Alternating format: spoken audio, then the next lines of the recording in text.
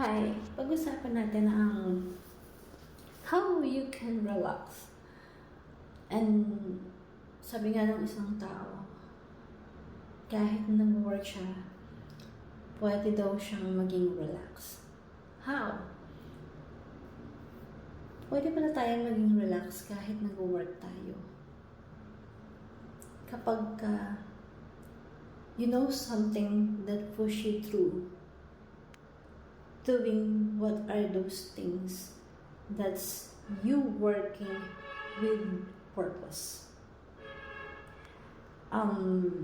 When you know what's your purpose,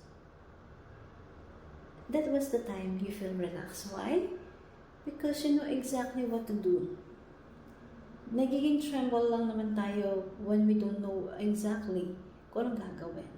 And we can feel relaxed kapag alam natin na hindi natin alam yung sitwasyon, hindi natin alam ang gagawin, paano tayo, ano yung mangyayari.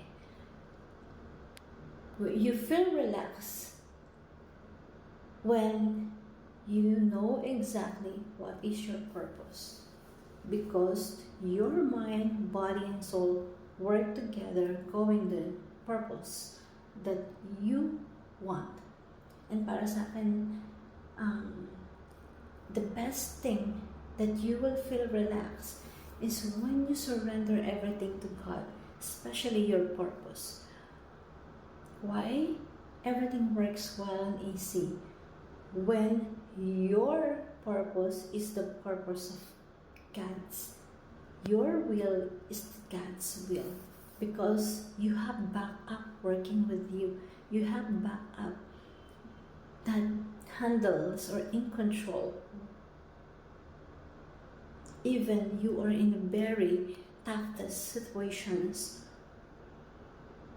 or incident in your life because you know someone will back you up.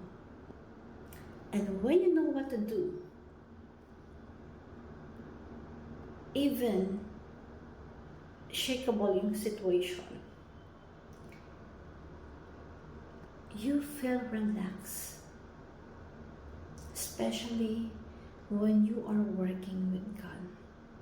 So let us work our purpose, but first surrender everything to God, because that is the time that you will feel relaxed, because you know how to feel relaxed, because you know that God never leave you behind.